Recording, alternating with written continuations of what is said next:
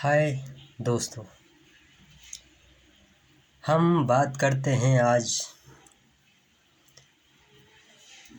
Blood रक्त के बारे में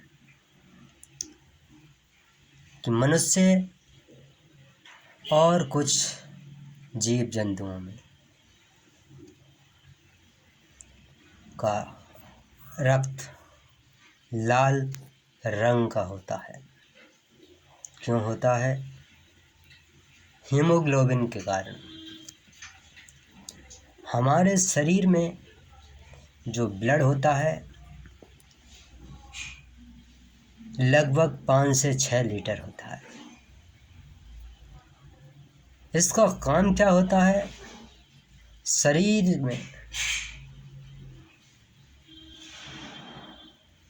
विभिन्न प्रकार की अवयवों को एक स्थान से दूसरे स्थान तक पहुंचाने का कार्य करता है।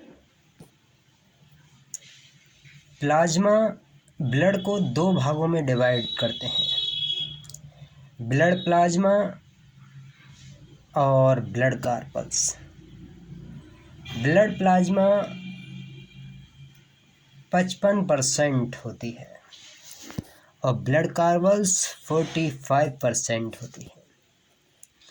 ब्लड प्लाज्मा में भी बहुत सारी कंटेंट होते हैं, लगभग 90 से 92% वाटर होता है और 6 से लेकर 8% प्रोटीन होती है। एल्बुमिन होती है 4 से 5%, ग्लोबुलिन होती है 2 से 3%, प्रोथ्रोम्बिन होता है 0.3% और फाइब्रिनोजन होता है 0.3%। 0.8 से लेकर 0.9 तक साल्ट होता है, मुख्यतः NaCl। तो प्लाज्मा ब्लड के प्लाज्मा भाग में बहुत प्रकार के कंटेंट पाए जाते हैं। ब्लड एक तरल संयोजी ऊतक है, ये भी ध्यान रखने योग्य बात है। आगे हम बात करते हैं ब्लड कार्पल्स की। कार्पल्स क्या हैं? कार्पल्स 45% बताई थी मैंने और इन्हें भी 3 भागों में विभक्त करते हैं। एक तो आरबीसी को एक एरिथ्रोसाइट भी कहते हैं, जो कि 99% सर्वाधिक मात्रा में आरबीसी ही पाई जाती है। दूसरा कंटेंट है डब्ल्यूबीसी, जिसे हम ल्यूकोसाइट कहते हैं, ये कम मात्रा में होती है। और फिर करते हैं प्लेटलेट्स या थ्रोम्बोसाइट, बिम्बाणु, बहुत कम मात्रा में दोनों क्या डब्ल्यूबीसी और बिम्बाणु 1% ही पाए जाते हैं। ये है ब्लड को डिवाइडेशन किया। अब हम एक एक चीज़ को क्या करेंगे, यहाँ उठाएंगे। जैसे एक लाइन होती है कि HCV कहते हैं, हेमेटोक्रेट वॉल्यूम नाम दिया जाता है।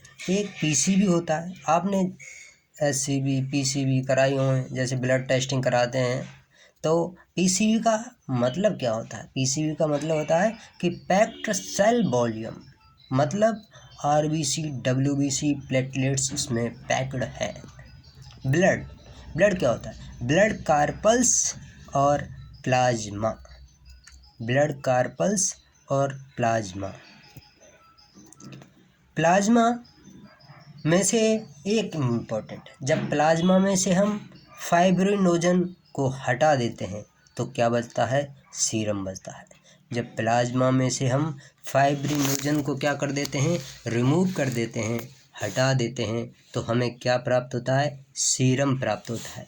ब्लड प्लाज्मा में सामान्य ग्लूकोज 80 से लेकर 120 मिलीग्राम होता है। ब्लड प्लाज्मा में सामान्य ग्लूकोज 80 से 120 मिलीग्राम होता है। ब्लड में ग्लूकोज की अधिकता से हाइपरग्लूसेमिया होता है। ब्लड में जब ग्लूकोज की मात्रा अधिक हो जाती है तो उसे हम हाइपरग्लाइसीमिया होता है, जिसे मधुमेह या डायबिटीज मेलिटस रोग कहते हैं या लक्षण कहते हैं। यानी कि जो इंसुलिन होता है, इंसुलिन अपना कार्य करना कम कर देता है, इसलिए ग्लूकोज की मात्रा ब्लड में अधिक हो जाती है और मधुमेह रोग होने लगता है। मधुमेह रोग आप जानते हैं इंसुलिन की कमी से होता है। इंसुलिन कमी, फिर एक लाइन और आ जाती है कि इंसुलिन ग्रंथि कहाँ, इंसुलिन हार्मोन कहाँ से स्रावित होता है? अग्नाशय ग्रंथि से, अग्नाशय की बीटा कोशिकाओं से स्रावित होता है। और ऐसे रोग के मूत्र में ग्लूकोज अधिक होता है। क्या होता है? जो डायबिटीज मेलिटस रोग होता है, उसके ग्लूकोज में, उसके रक्त में, उसके मूत्र में ग्लूकोज अधिक होता है, जिसे ग्लाइकोसूरिया कहते हैं। अब बात करते हैं कि जो अब इंसुलिन है, डायबिटीज़ ले लिया, अब डायबिटीज़ में क्या ले लिया? इंसुलिन ले लिया। अब प्रयोगशाला में पहली कंटेंट है इंसुलिन को प्रयोगशाला में जेनेटिक इंजीनियरिंग द्वारा सर्वप्रथम संश्लेषित किया गया। उन्हें हार्मोन था, कौन? इंसुलिन। इसका निर्माण अमेरिकी कंपनी एली